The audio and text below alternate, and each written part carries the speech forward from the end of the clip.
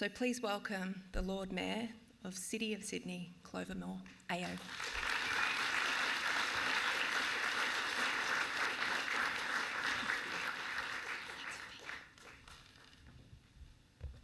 Good morning, everyone. I really always love coming to this hall. I think it's fabulous architecture. And it's really good to be here for the launch of Climate Action Week.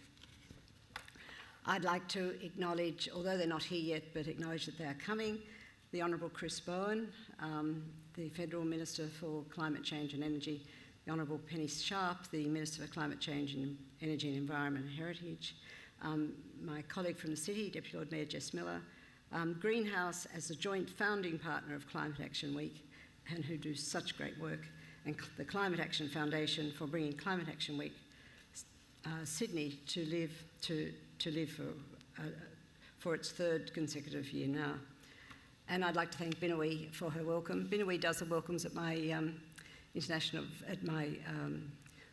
citizenship ceremonies, and it's always a great welcome for all those people who are about to become citizens.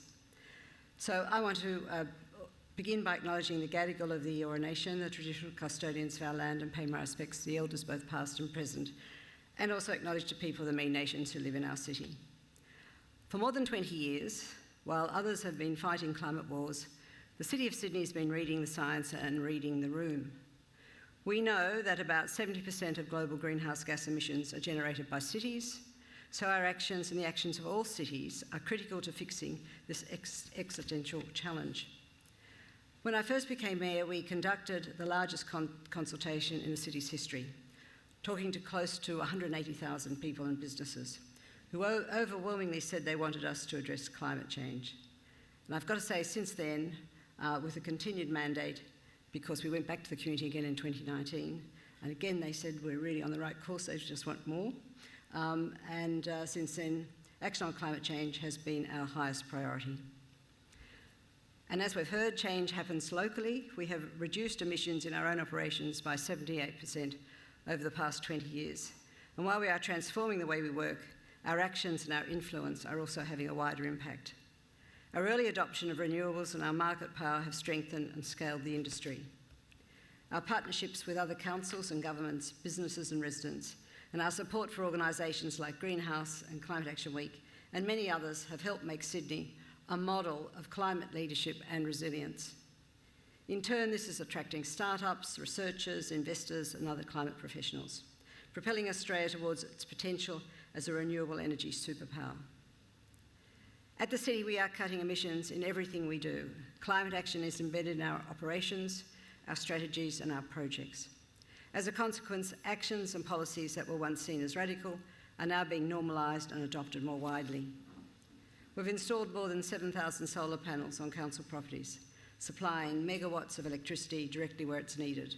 And since 2020, we've bought 100% renewable electricity from wind farms and a solar farm in regional New South Wales. We're replacing gas water heaters in all of our 6 aquatic centres with efficient, reliable and cheaper heat pumps or electric units. Victoria Park Pool, Sydney's oldest in-ground pool, became our first fully electric aquatic centre in 2024. It is now up to 4 times more efficient and is saving more than 170 tonnes of emissions a year. And of course, making a lot of people happy and healthy by going to the pool. Andrew Boyd Charlton Pool, which is a wonderful pool on the harbour, was electrified last year. And Prince Alfred Park Pool will be completed this year and others will follow. We've converted all 17,000 streetlights in our area to energy-efficient LEDs. This is the city's biggest energy efficiency project and saves the city and Ausgrid almost $2 million a year. Further, we've made it possible for 28 councils across Greater Sydney, the Central Coast and the Hunter to convert their streetlights to LED. This is the largest LED deployment in the country and has resulted in 69% of energy savings in 2026, compared with the peak of 2008. And councils are seeing recurrent cost savings of almost $15 million a year.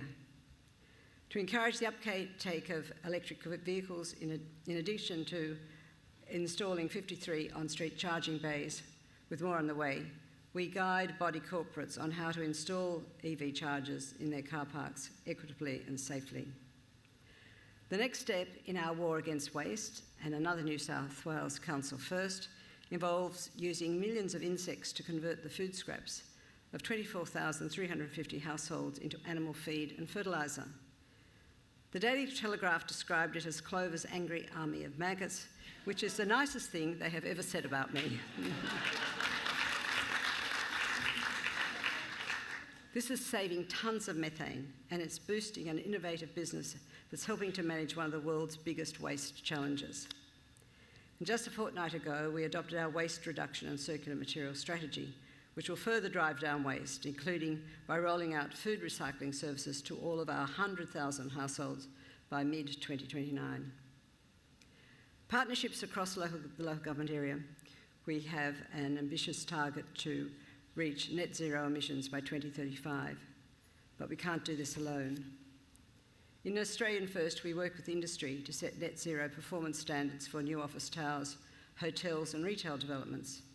This means major developments must achieve net zero energy output, must meet strict energy rating targets, track embodied carbon from construction materials, and adopt sustainable design features, including water reuse. Such high standards in Australia's largest city paved the way for a similar statewide policy. I announced these planning changes to an international audience at the C40, the network of 97 global cities sharing the ideas and data to address climate change. We're in good company at the C40 as the emissions of 73% of C40 cities have peaked and are now declining. Resilient Sydney, a collaboration of 33 Greater Sydney councils administered by the city and supported by the state and federal governments, is another way we are influencing, advocating and collaborating with councils. Now in its 11th year, one example of our work has been the collective purchase of renewable electricity. We all know that when we buy in bulk, prices drop. Now 25 councils across New South Wales are powered by collective solar purchasing agreements of 100% renewable energy, which is reducing annual emissions by more than 187,000 tonnes, the equivalent of taking about 40,000 cars off the road every year. This is the largest brokered energy procurement and the most significant emissions reduction program by a local government group in New South Wales. Resilient Sydney is adding its voice to supporting the big idea of Sydney becoming a renewable energy zone, where energy is powered locally, governed collaboratively and shared by all. We're also part of the growing council-led movement across New South Wales to ban gas connections in all new homes, and from next January the ban will extend to commercial office and hotel developments. As a result of these measures and many others, emissions for the City of Sydney local government area have dropped year on year. And this is such a nice set of figures, as Paul Keating would have said. We've put them on the screen for you to take them in. In June 2024, they were 45% below what they were 20 years ago when I became mayor, 45% below 2006 levels. That's despite extraordinary growth across the city. Our population has increased by 44%. Our job numbers have grown by 40%, and our economy has expanded by 78.5%. Yes.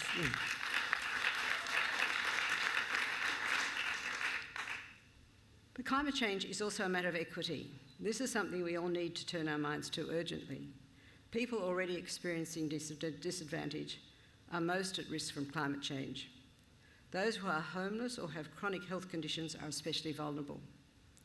Heat kills more people in Sydney than any other climate risk, and we are experiencing hotter days for longer periods.